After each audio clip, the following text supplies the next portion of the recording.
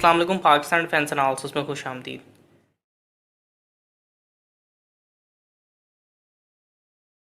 पिछले चंद दिनों में JF-17 थंडर के हवाले से चंद इंपॉर्टेंट एक्टिविटीज़ वकूफ़ पज़ीर हुई हैं, तो सबसे पहले इन पे बात कर लेते हैं।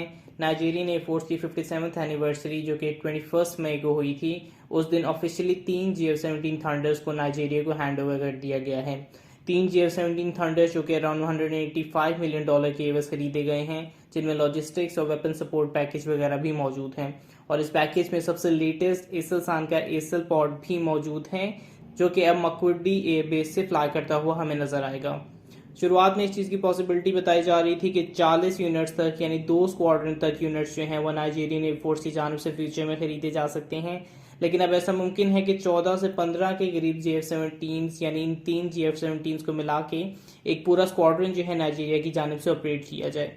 पाकिस्तान के एयर वाइस मार्शल ने इस JF-17 थंडर की हैंड ओवर सेरेमनी में शिरकत की।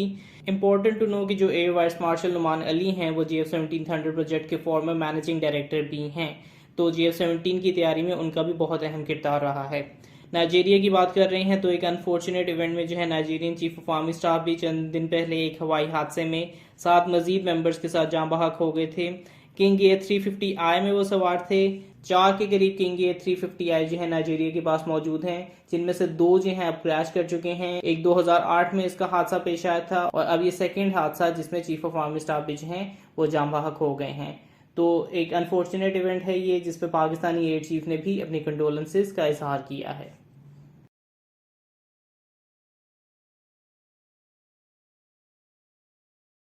अनदर न्यूज़ जो कि पाकिस्तानी JF-17 थंडर से मुतल्लिक ही है और सेल्स के ही एस्पेक्ट से ऐसा लग रहा है कि यूके की जानिब से अर्जेंटीना के JF-17 थंडर की सेल्स में एक बार फिर से रुकावट डाली जा सकती है।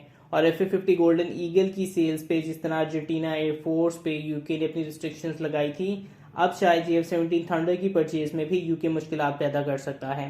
मार्टिन बेकर इंजेक्शन सीट्स जो कि JF-17 थंडर में इस्तेमाल की जाती हैं, वो यूके की जानिब से बनाई जाती हैं। जैसा कि आप सबको पता होगा कि चाइनीज कैटिक का एक डेलीगेशन जो है वो अर्जेंटीना में मौजूद था, और ये हालांकि अभी डिसाइड नहीं हुआ है कि JF-17 थंडर का ब्लॉक 2 या ब्लॉक 3 अर्जेंटीना की जानिब से इस्तेमाल किया जाएगा, या इसमें वो दिलचस्पी शो कर रहे हैं। लेकिन ये एक नया ब्लॉकेट जो है इस डील में अब शामिल हो गया है।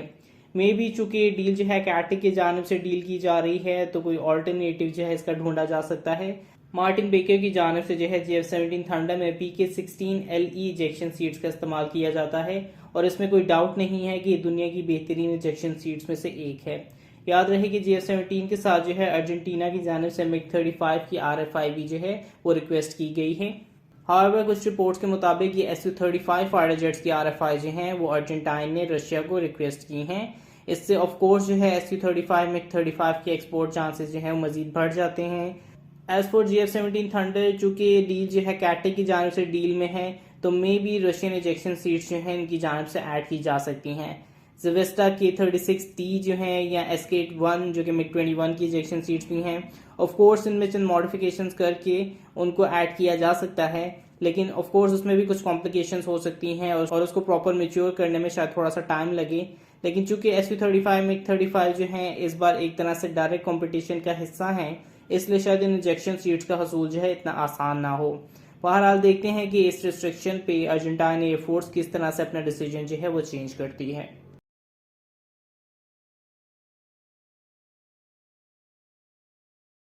लास्ट सैटरडे को एक इंटरेस्टिंग डेवलपमेंट जो है यूक्रेनियन डिफेंस फोर्सेस की जानिब से सामने आई है, और ऐसा लगता है कि चीफ ऑफ आर्मी स्टाफ जो है यूक्रेन के विजिट पे थे और उनकी जानिब से T-84 ऑपलॉट टैंक में जो है इंटरेस्ट दिखाया गया है, या इसमें किसी किस्म के डेवलपमेंट के चांसेस जो हैं फ्यूचर में मौजूद हो सकते हैं।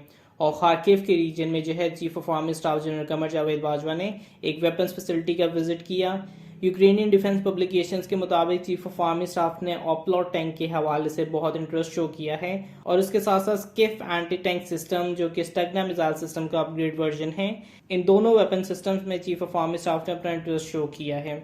उनके मुताबिक पाकिस्तान यूक्रेन के साथ जो है TOT यानी ट्रांसफर ऑफ टेक्नोलॉजी और जॉइंट वेंचर्स के हवाले से यूक्रेन से डिफेंस कॉपरेशन में इंटरेस्टेड है। इस जरिए से दोनों साइड जो है एक दूसरे के तजर्बे से फ़ायदा उठा सकेंगी। सवाल इससे ये उठता है कि क्या पाकिस्तान ये ऑपलॉट टैंक खरीदने वाला है। इस चीज़ की सिग्निफिकेंस जो है इस पहलू से बहुत ज़्यादा हो जाती है कि इस वक्त आपने VT-4 टैंक्स की खरीदारी कर ली है, जिसका बहुत हद तक ये मतलब निकाला जा सकता है कि अल खालिद 2 टैंक की डेवलपमेंट जो है वो बहुत सुस्त रवि का शिकार है और इस VT4 को जो है एक तरह से स्टॉप गैप के तौर पर इस्तेमाल किया जा रहा है। इसका ये भी मतलब हो सकता है कि अल खालिद 2 के साथ जो है अल हैदर टैंक में भी प्रिज्यूमेबली इन्हें मुश्किलात पेश आ रही हैं और इसी गैप को पूरा करने के लिए फिर अब ऑपलॉट टैंक के अंदर जो है इंटरेस्ट शो किया जा रहा है।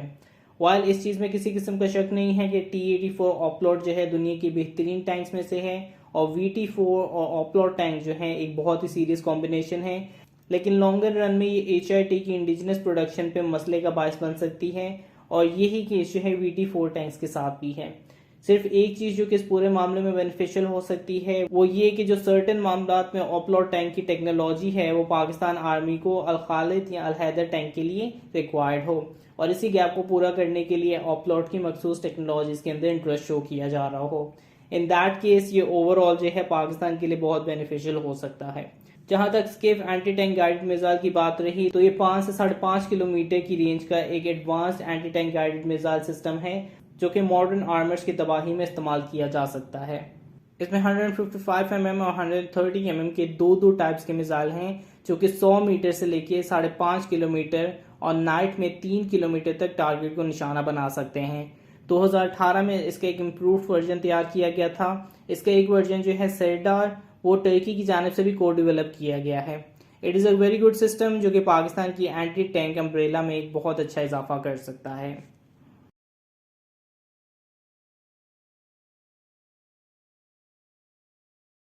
ऐसा लगता है कि बांग्लादेश ने ऑफिशियली अपने पासपोर्ट से तमाम ममालिक में सफ़र की इजाज़त अप्रूव कर दी है, जिसका मतलब है कि बहुत जल्द बांग्लादेश और इजराइल जो हैं आपस में डिप्लोमेटिक टाइज कायम कर लेंगे।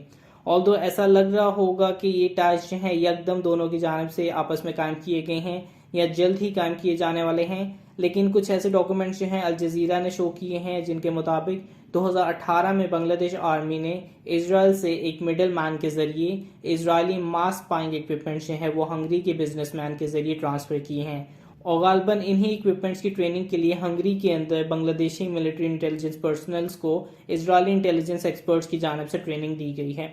इस वक्त पे जब ये तमाम फ़लस्तीन इजराइल के इवेंट्स हो रहे हैं और हालांकि इस चीज़ को उन्होंने ऑफिशियली अनाउंस नहीं किया है कि वो इजराइल के साथ डिप्लोमेटिक टाइज काम कर रहे हैं, लेकिन इस चीज़ में जो है अब बहुत कम चांसेस हैं कि अगर हालात ठीक हो जाएंगे यानी फ़लस्तीन इजराइल की सिचुएशन जो है किसी हद तक बेहतर हो जाए तो बांग्लादेश इजराइल के साथ अपने डिप्लोमेटिक टाइज का अनाउंस ना करे।